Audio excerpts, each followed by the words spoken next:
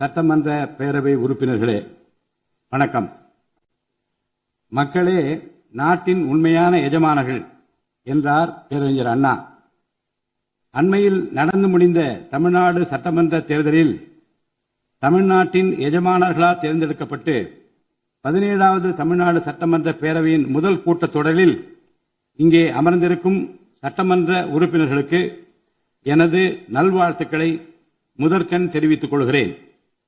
ஜனநாயகத்தின் இதயமாகவும் மூளையாகவும் திகழ்கின்ற வரலாற்று சிறப்புமிக்க இந்த மாமன்றத்தின் உறுப்பினர்களாகிய தாங்கள் அனைவருக்கும் மக்களுக்கு தேவையானவற்றை விவாதித்து அதற்கு ஏற்ப சட்டங்களை இயற்றி மக்கள் நலனை காப்பீர்கள் என்று நான் உறுதியாக நம்புகிறேன். சமத்துவம், சுதந்திரம் மற்றும் சகோதரத்துவம் ஆகிய மூன்றும் ஒன்றிணைந்ததே உண்மையான ஜனநாயகம் என்றார் அண்ணல் டாக்டர் அம்பேத்கர் அவர்கள்.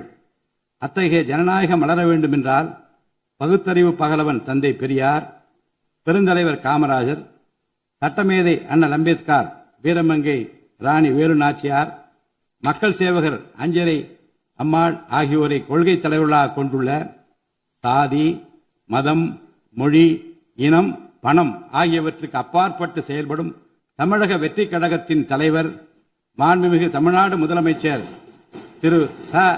ஜோசப் விஜய் அவர்களால் தான் முடியும் என்று முடிவெடுத்து தமிழக வெற்றி கழகத்தின் தலைமையிலான அரசினை ஆட்சி அதிகாரத்தில் தமிழ்நாட்டு மக்கள் அமர்த்தியுள்ளார்கள்.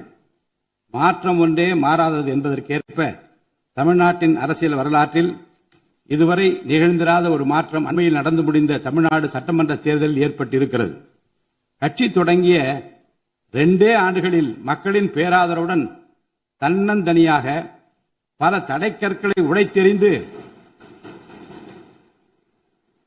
பணநாயகத்தை ஒழித்து ஜனநாயகத்தை நிலைநாட்டி ஆட்சியை பிடித்திருக்கிறார் சரித்திர நாயகர் மாண்புமிகு தமிழ்நாடு முதலமைச்சர் அவர்கள்.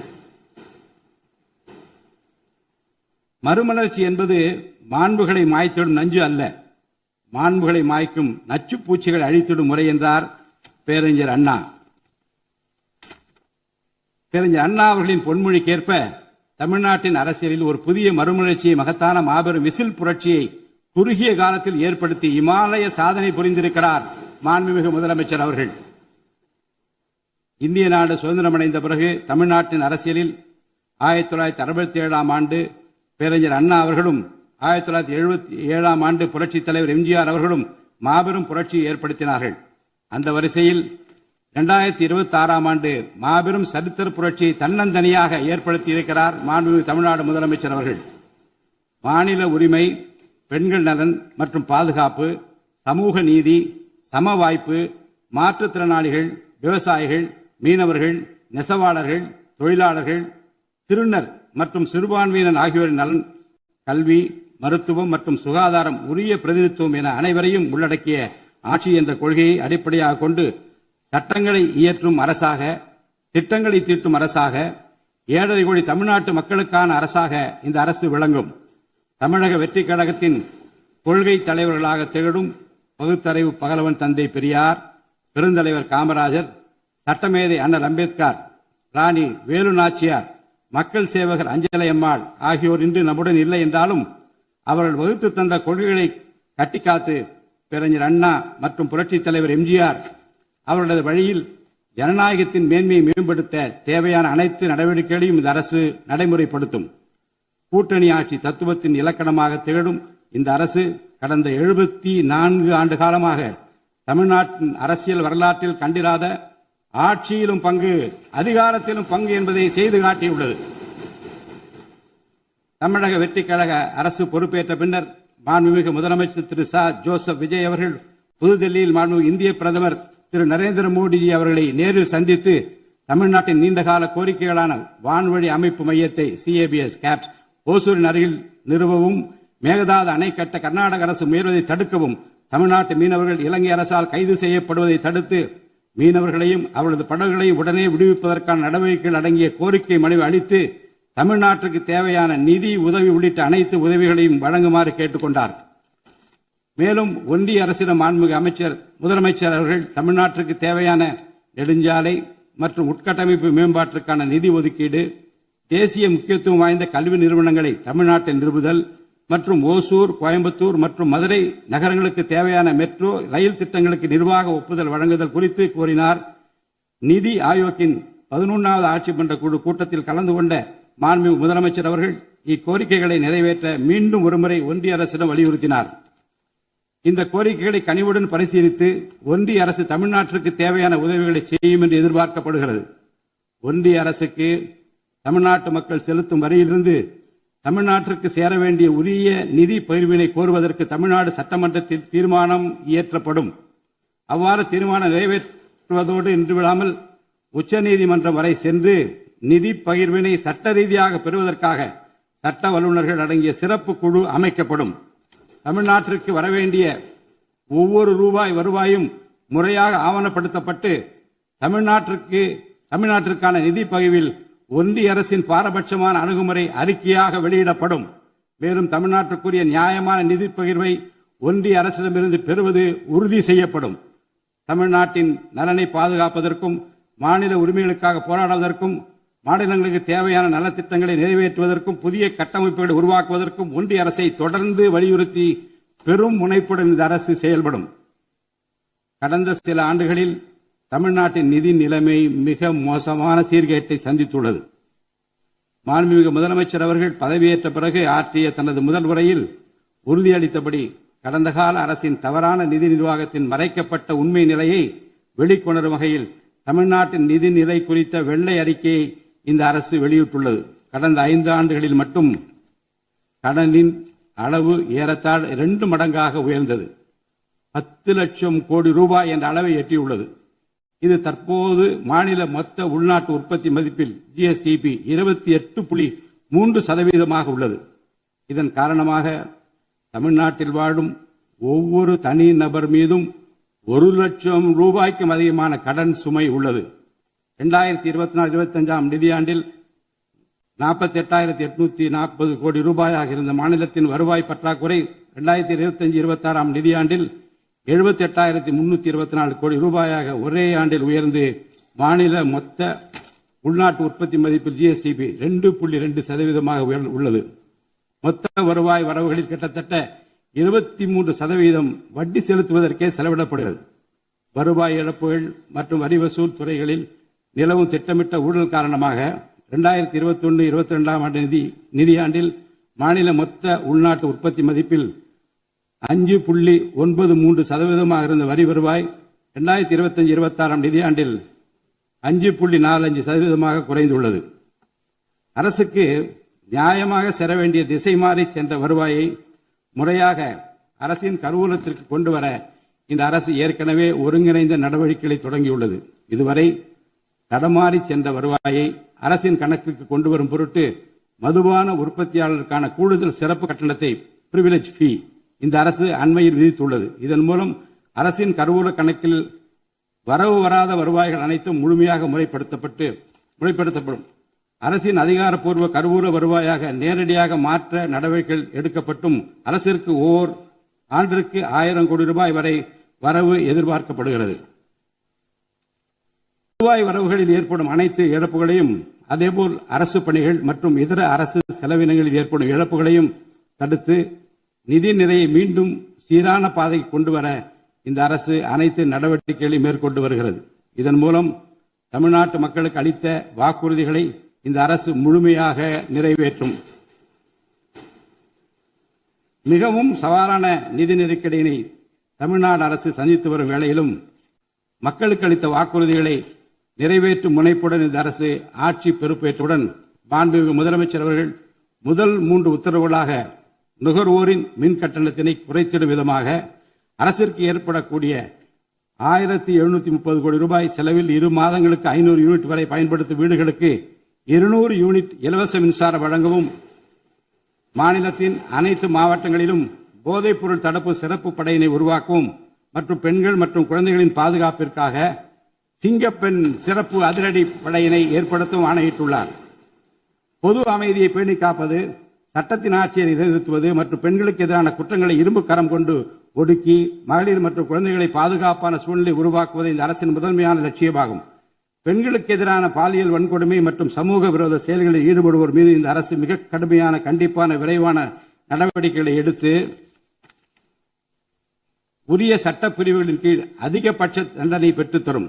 பெண்கள் மற்றும் குழந்தைகளின் பாதுகாப்பினை உறுதி செய்யும் பொருட்டு உருவாக்கப்பட்ட சிங்கப்பெண் சிறப்பு அதிரடிப்படை 2545 புதிய பணியிடங்களுடன் 319 புதிய 4 சக்கர ரோந்து வாகனங்கள், 101 இருசக்கர வாகனங்கள் மற்றும் ட்ரோன்களுடன் 354 கோடி ரூபாய் நிதி ஒதுக்கீட்டில் இப்பணியினை மிக சிறப்பாக செய்து முடிக்கும்.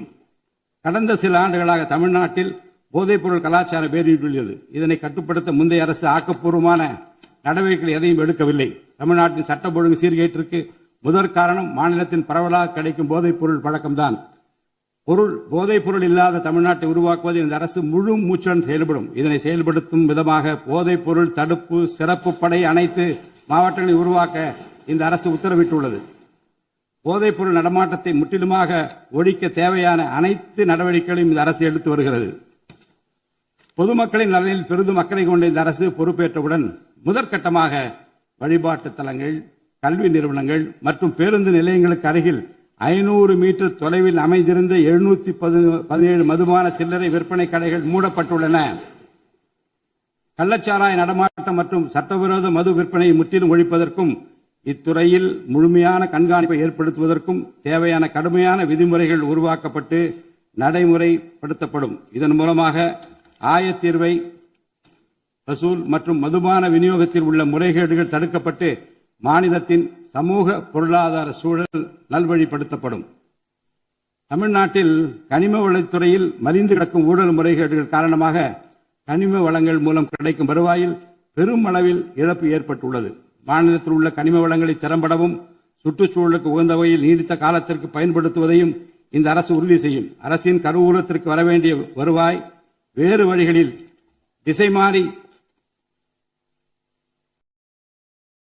செல்வதை தடுத்து அது முறையாக வந்து சேருவதை உறுதி செய்வதற்காக முறையான ஒழுங்குமுறை மற்றும் அமலாக்கத்தின் மூலம் திட்டமிட்ட சட்டவிரோத கனிம தொழிலும் வரி ஏய்ப்பும் இரும்பு கரம் கொண்டு ஒடுக்கப்படுகின்றன. இந்த முயற்சிகளின் வாயிலாக கனிமங்கள் மூலமாக கிடைக்கும் வருவாயை இரட்டிப்பாக்க அரசு தீவிரமாக முயன்று வருகிறது. இந்த அரசு பொறுப்பேற்றவுடன் தமிழ்நாட்டில் உள்ள ஏரிகள் மற்றும் குளங்களில் படிந்துள்ள வண்டல் மண்ணை விவசாய பெருமக்கள், மட்பாண்ட தொழிலாளர்கள் மற்றும் தனிநபர்களின் வீட்டு உபயோகங்களுக்கு விலையில்லாமல் வழங்குவதற்கு அனுமதி அளிக்கப்பட்டுள்ளது. இதன் மூலம் நீர்நிலைகளின் கொள்ளளவு அதிகரிப்பதற்கு வழிவகை ஏற்படுவதுடன் மழைநீர் மற்றும் நிலத்தடி நீர் சேமிப்பிற்கும் உதவிகரமாக இருக்கும். இத்திட்டமானது மண் வளத்தை மேம்படுத்தி அதன் மூலம் வேளாண் உற்பத்தி திறனையும் அதிகரிக்கும். இத்திட்டத்தின் கீழ் தற்போது வரை 18,274 ஏரிகள் மற்றும் குளங்கள் அறிவிக்கை செய்யப்பட்டுள்ளன. வேளாண் பெருமக்களுக்கு உதவும் வகையில் கூட்டுறவு சங்கங்களின் மூலம் 75,000 ரூபாய் வரை பயிர்க்கடன் பெற்ற விவசாயிகளுக்கு 100% முழுமையாக பயிர்க்கடன் தள்ளுபடி செய்தும் மற்ற விவசாயிகளுக்கு 35,000 ரூபாய் பயிர்க்கடன் தள்ளுபடி செய்தும் மாண்புமிகு தமிழ்நாடு முதலமைச்சர் உத்தரவிட்டுள்ளார். இதன் மூலம் 14.43 லட்சம் விவசாயிகள் பயனடைவர். இதனால் சுமார் 6,000 கோடி ரூபாய் அரசிற்கு கூடுதல் செலவினம் ஏற்படும். வேளாண் துறையை மறுமலர்ச்சி அடைய செய்வதும் வேளாண் பெருமக்களின் வாழ்வாதாரத்தை மேம்படுத்துவதுமே இந்த அரசின் முதன்மையாக கொள்கையாகும். விவசாயிகளுக்கு வழங்கப்படும் உடனடி நிதி உதவிகள் மற்றும் கடன் தள்ளுபடிகள் மட்டுமின்றி முறையான நீர்ப்பாசன மேலாண்மை, நவீன விவசாய தொழில்நுட்பங்கள், குளிர்பதன கிடங்கு வசதிகளை மேம்படுத்துதல் மற்றும் விளைபொருட்களுக்கு உரிய லாபகரமான விலை கிடைப்பதை உறுதி செய்தல் போன்றவற்றின் மூலம் விவசாயிகளின் நலன்களை காக்கும் முதன்மை சக்தியாக இந்த அரசு செயல்படும். நிர்வாக அமைப்பில் மலிந்து கிடக்கும் ஊழலை வேரோடு அறுத்து நேர்மையான, வெளிப்படையான, தூய்மையான நிர்வாகத்தை மக்களுக்கு வழங்குவதில் இந்த அரசு உறுதியாக உள்ளது. இதற்கேற்ப அனைத்து துறை சார்ந்த கொள்முதல்கள் மற்றும் ஒப்பந்த புள்ளிகள் எவ்வித ஒளிவு மறைவுமின்றி கடுமையான கண்காணிப்பு வழிமுறைகளுக்கு உட்படுத்தப்படும். கடந்த காலங்களில் நிலவிய முறையற்ற நிதி பரிமாற்றங்களும் இடைத்தரகர்களின் தலையீடுகளும் முற்றிலுமாக ஒழிக்கப்படும். ஒவ்வொரு சமூகத்திற்கும் உரிய அளவிலான பிரதிநிதித்துவம் கிடைப்பதே உண்மையான சமூக நீதி என்பது இந்த அரசின் அடிப்படை கொள்கை.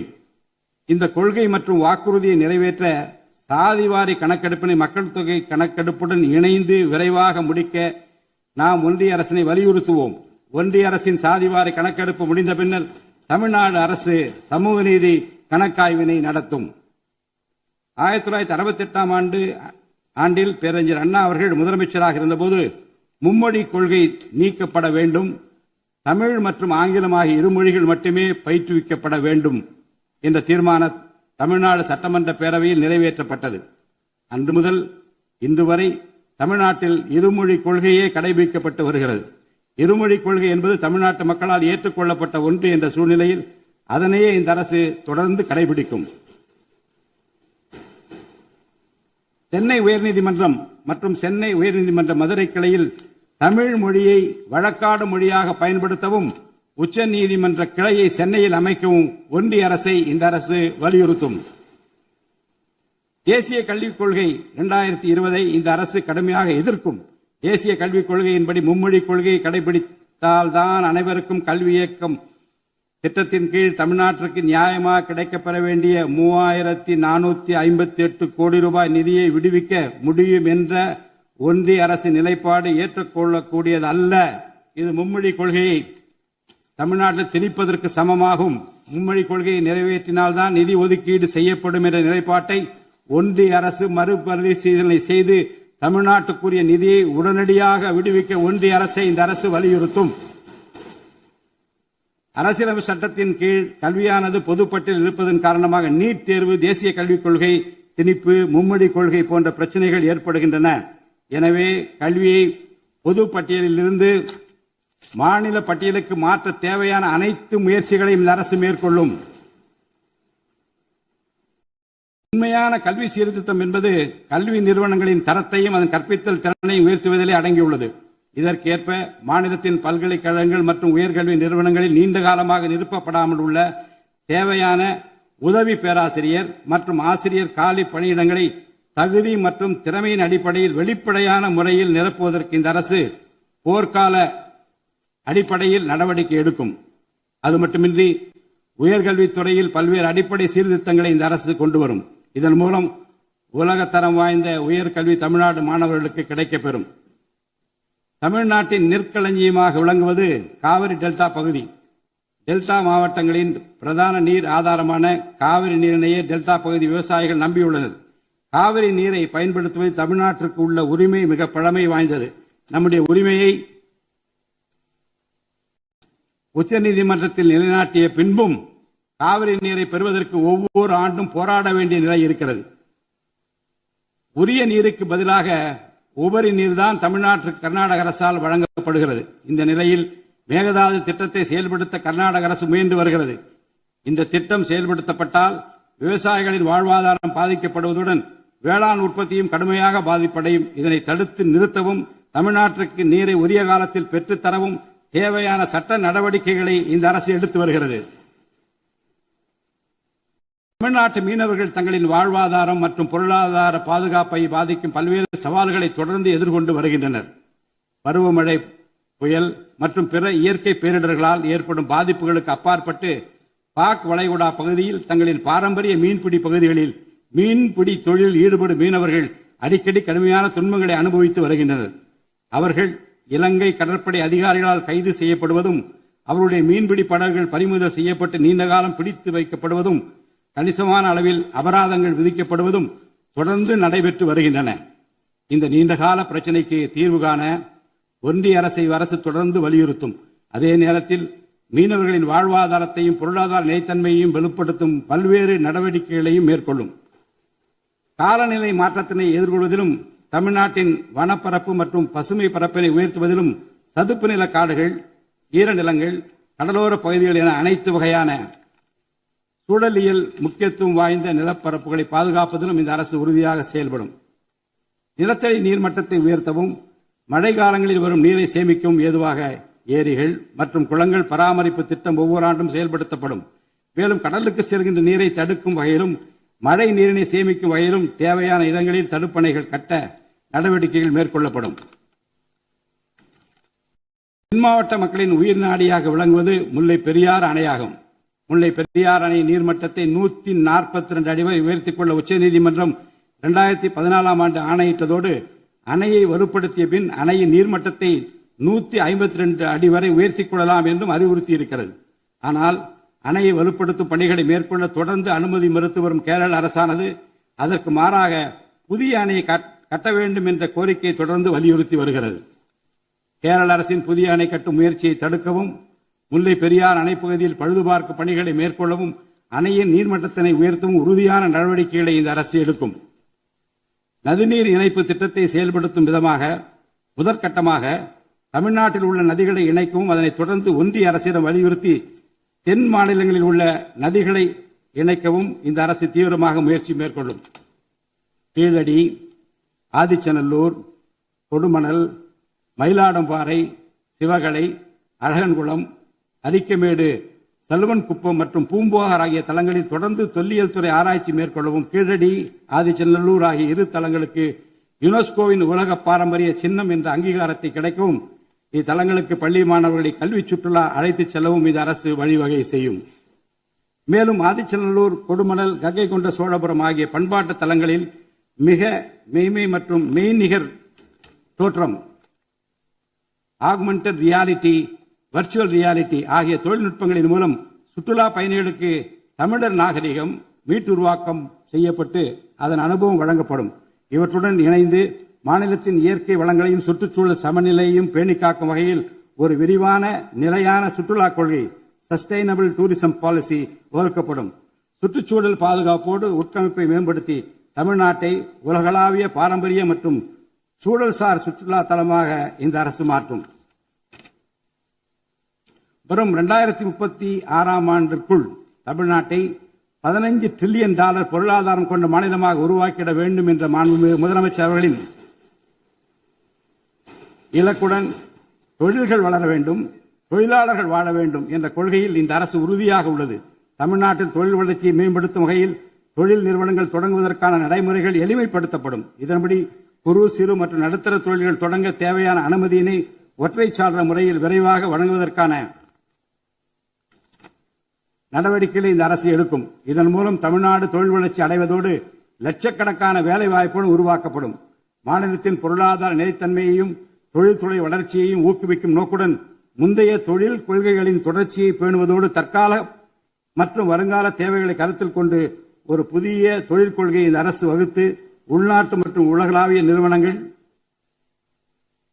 தமிழ்நாட்டில் தங்களது முதலீடுகளை மேற்கொள்வதற்கான சிறப்பு ஊக்கத்தொகை திட்டங்களை இந்த அரசு செயல்படுத்தும். அனைத்து துறைகளுக்கும் பொருந்தக்கூடிய வகையில் ஒற்றை சாளர முறை, சிங்கிள் விண்டோ சிஸ்டம் முழுமையான டிஜிட்டல் தளமாக மேம்படுத்தி எவ்வித நிர்வாக தாமதமுமின்றி அனைத்து அனுமதிகளையும் விரைந்து வழங்கி தொழில் தொடங்குவதை எளிதாக்கும். ஈஸ் ஆஃப் டூயிங் பிசினஸ் சூழலை இந்த அரசு மேம்படுத்தும். பன்னாட்டு நிறுவனங்களின் முதலீடுகளை ஈர்க்கும் வகையில் தமிழ்நாடு முதலீட்டாளர் ஊக்குவிப்பு ஆணையம் ஒன்று தலைமைச் செயலாளர் தலைமையில் ஏற்படுத்தப்படும்.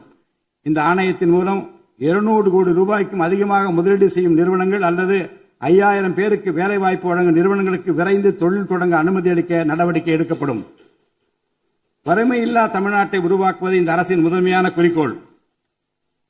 வறுமையை முற்றிலும் ஒழிக்கும் வகையில் தமிழ்நாட்டில் உள்ள ஏழை குடும்பங்கள் கண்டறியப்பட்டு அவர்களுக்கு அரசின் நலத்திட்டங்கள் சென்றடைவதை உறுதி செய்வதுடன் அவர்களின் வாழ்வாதாரத்தை மேம்படுத்தவும் அவர்கள் சுய தொழில் செய்வதற்கான வாய்ப்புகளையும் வசதிகளையும் இந்த அரசு ஏற்படுத்தி தரும்.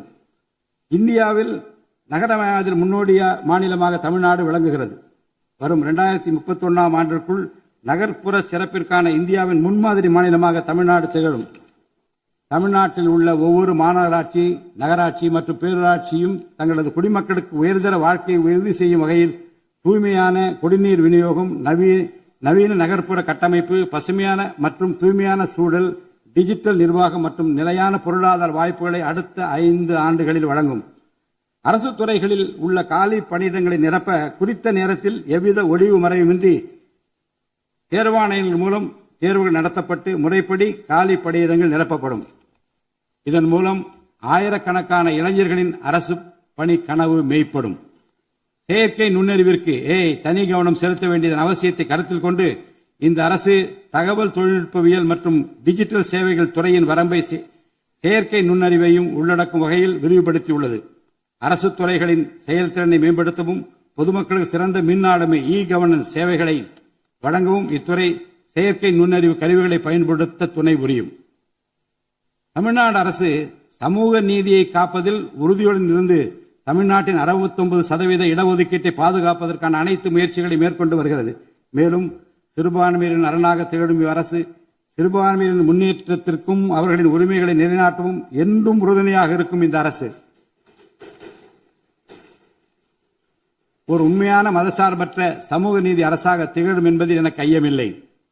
ஆதி திராவிடர் மற்றும் பழங்குடியினருக்கான உயர்தர பள்ளி கல்வி, உலகின் தலைசிறந்த பல்கலைக்கழகங்கள், உயர்கல்வி, வேலைவாய்ப்பு மற்றும் சுய தொழில் வாய்ப்புகள், வீடு மற்றும் உட்கட்டமைப்பு வசதிகள், திறன் மேம்பாடு, பொருளாதார மற்றும் வாழ்வாதார மேம்பாடு என அனைத்து வகையிலும் ஆதி திராவிடர் மற்றும் பழங்குடியின மக்களின் சமூக நீதியினை நிலைநாட்டும் அரசாக இந்த அரசு திகழும்.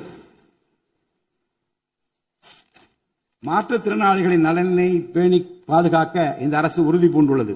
மாற்றுத்திறனாளிகளின் உரிமைகள், சமத்துவம் மற்றும் சமூக பாதுகாப்பினை உறுதி செய்யும் முன்னணி மாநிலமாக தமிழ்நாடு அரசு திகழும். டிஜிட்டல் மற்றும் உட்கட்டமைப்பில் மாற்றுத்திறனாளிகளுக்கு சமமான அணுகல் வசதி ஏற்படுத்தி கொடுப்பது மட்டுமல்லாமல் சமூகத்தில் அவர்களின் முன்னேற்றத்திற்கு சிறப்பு கவனம் அளிக்கப்படும். மாற்றுத்திறனாளிக்கான 4% இடஒதுக்கீட்டை முறையாக நடைமுறைப்படுத்தவும் இந்த அரசு நடவடிக்கை எடுக்கும். எதிர்கால ஒலிம்பிக் வெற்றியாளர்களை உருவாக்கவும் தமிழ்நாட்டை இந்தியாவின் முன்னணி விளையாட்டு ஆற்றல் மையமாக நிலைநிறுத்துவதையும் நோக்கமாக கொண்டு ஒலிம்பிக் உயர் திறன் மையங்கள், ஒலிம்பிக் சென்டர்ஸ் ஆஃப் எக்ஸலன்ஸ் அமைக்க இந்த அரசால் நடவடிக்கை மேற்கொள்ளப்படும்.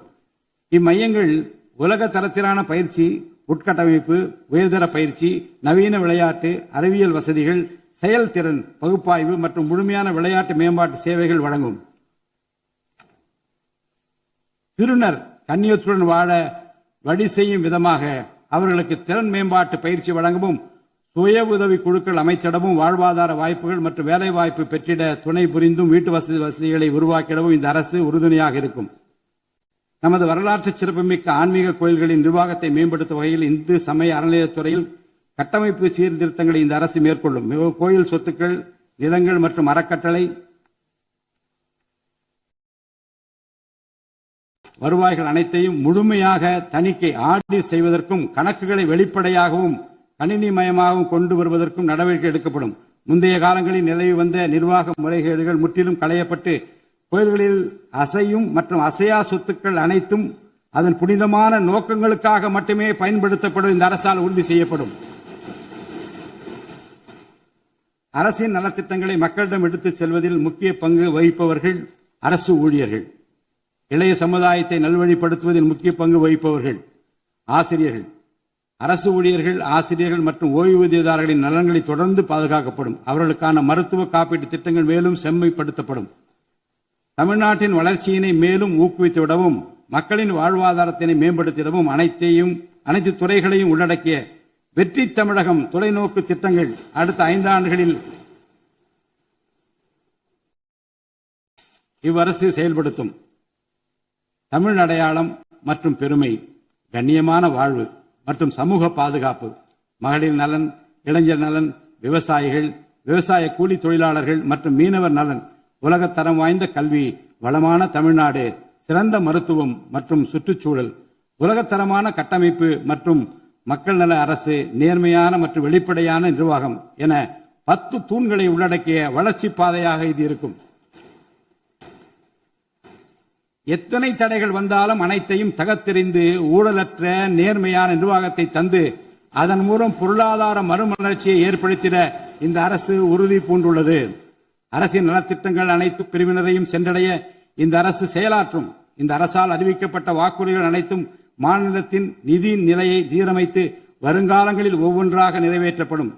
தமிழ்நாட்டு மக்கள் மிகுந்த எதிர்பார்ப்புக்கிடையில் படைபலம், பணபலம், அதிகார பலத்தை மீறி மாண்புமிகு முதலமைச்சர் திரு ஜோசப் விஜய் அவர்களின் தலைமையிலான இந்த அரசை தேர்ந்தெடுத்திருக்கிறார்கள். இம்மக்களின் எதிர்பார்ப்புகளை நிறைவேற்ற வேண்டியது இந்த அரசின் கடமை. இந்த கடமையை நிறைவேற்ற சட்டமன்ற உறுப்பினராகிய நீங்கள் எல்லாம் இந்த அரசுக்கு ஒத்துழைப்பு அளிப்பீர்கள் என்று நம்புகிறேன்.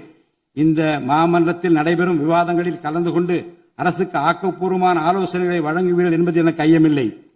பிறப்புக்கும் எல்லா உயிருக்கும் என்ற வள்ளுவரின் வாக்கிற்கு ஏற்றார் போல அனைவருக்குமான அரசாக, மக்களுக்கான அரசாக, வெறுப்பின்றி நேர்மையாக வெளிப்படையாக ஒளிவு மறைவின்றி இந்த அரசு செயல்படும். தமிழ்நாட்டை இந்தியாவிலேயே தலைசிறந்த மாநிலமாக உருவாக்கி காட்டுவோம். மற்ற மாநிலங்களுக்கு முன்மாதிரியாக தமிழ்நாடு விளங்க பாடுபடுவோம். அரசின் இந்த முயற்சிக்கு சட்டமன்ற உறுப்பினர்கள் அனைவரும் முழு ஒத்துழைப்பு நல்க வேண்டும் என்று கேட்டு எனது உரையை நிறைவு செய்கிறேன். நன்றி, வணக்கம்.